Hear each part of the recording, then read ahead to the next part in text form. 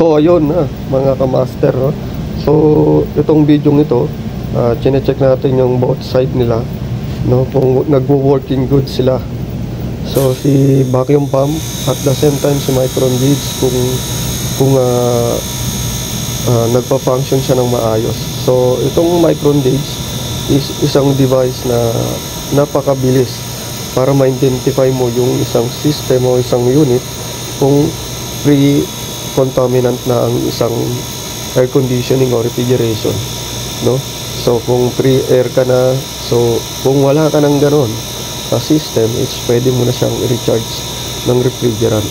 So itong micron gauge, meron siyang design na nagsasabing, oy, okay na ang system mo, no?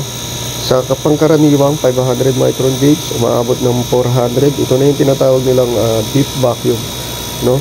So ayun, share ko lang yan sa ginagawa namin dito sa Saudi Arabia.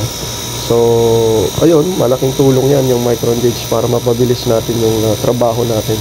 Actually sa Pilipinas, ang ginagawa lang naman natin through gauge and then by hour, no? So makita lang natin siyang nasa negative 29, ano, doon sa gauge. At minsan madalas ginagawa natin is 1 hour vacuum, depende dun sa unit, depende sa style o depende sa technician na gumagawa.